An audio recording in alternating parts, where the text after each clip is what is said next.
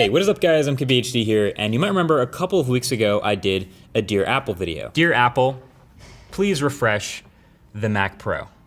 Please. So then yesterday we got rare insight from Apple about a product that they're working on but not revealing just yet, which turns out to be a new Mac Pro that's coming.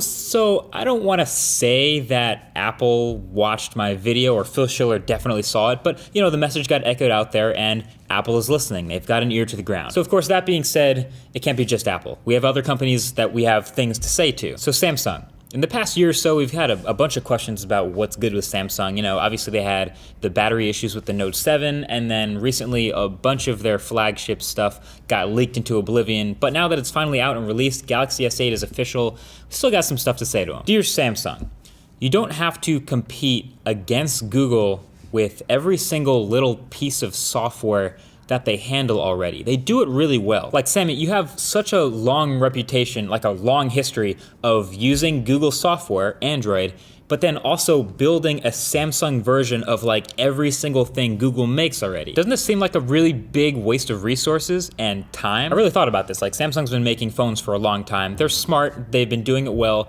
There's gotta be a good reason for why they keep doing this, but I really can't think of it. So now Galaxy S8 comes out and it's a beautiful phone. It's got an awesome camera, great looking display, phenomenal design, all kinds of awesome specs, but its biggest new software feature is a new Samsung Assistant called Bixby, and it has its own button on the side of the phone. Let me know if any of this sounds familiar. Meet Bixby.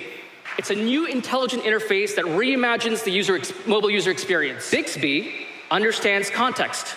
It knows what's happening on your screen. But Bixby also learns and adapts to your routine to anticipate what you need. When you swipe to the right on the home screen, Bixby takes you to a contextual, personalized page that shows you the information you use from the apps you'd use in one convenient place. You'll see a series of cards for native apps like email and gallery, and third-party apps like Facebook and Uber. And Bixby will organize these cards based on where you are and what time it is. In the morning, you might see news and weather, and at night, your alarm and step count. And the more you use it, the more it learns.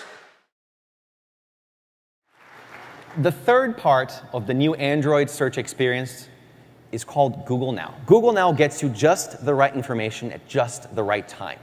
And all of it happens automatically. Google Now uses things like your search history, your location history, and your calendar to figure out what information you might need and when. You also see a beautiful header that changes based on your time and location. You also see the Google Now cards beneath it.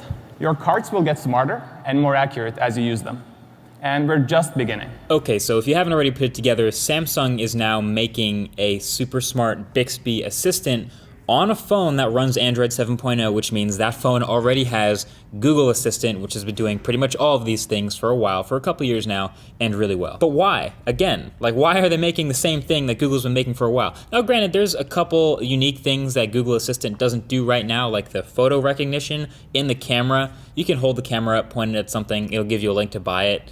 If you point it at a banana, it'll give you a link to buy a banana, whatever. I guess that's kind of cool. But overall, it just seems like an unnecessary amount of effort basically copying something that Google's already done. Competition is good, but not when you're just copying something and the product's already free. Maybe let us remap the Bixby button to the Google Assistant if we want. Or let us link it to any app. I'm not asking for a Google Play edition or anything. I know that's not gonna happen, but like it would be actually a legitimate feature if you had a custom button on the side of the phone, kind of like you did on that Galaxy S7 Active where we could link it to any app we want. That would be a legit awesome feature. Dear Samsung, your first party cases for your phones need work. The Galaxy S8, like I've said, is a beautiful phone, but with that huge, great display and really thin bezels on the top and bottom and sides, we obviously know this phone is going to be a bit more breakable and susceptible to damage if it drops. They know that, they've tested the phone themselves. It's kind of funny that you can drop your phone in a pool and it's cool, but if you drop your phone next to the pool, not so good. Anyway, when there's people that get this phone, there's gonna be two types of people. One is like me, less common, but I won't put a case on it because it's too beautiful.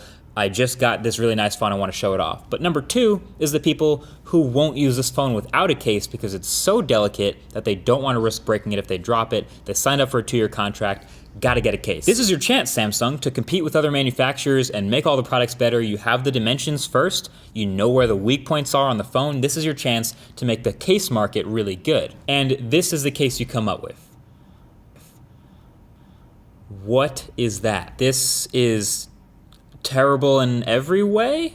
I think every single way that it could be bad. The color, the shape, it's not good. Oh my god. It looks like a bikini for your phone, but like made out of Play-Doh. It looks like you hired the guy who designed the iPhone 5C case and like locked him in a room for a month with like crayons. It looks like a Fisher-Price case for a Fisher-Price phone, but it's not really a Fisher-Price phone, if you know what I mean. These need work, Samsung. Serious work. So that's pretty much it. Just a couple pretty general requests, things I figured we should talk about, things I think we could get from a company that we like a lot. And who knows, maybe someone from Samsung will end up watching this video, in which case, you guys should also keep the headphone jack around. So thank you for watching.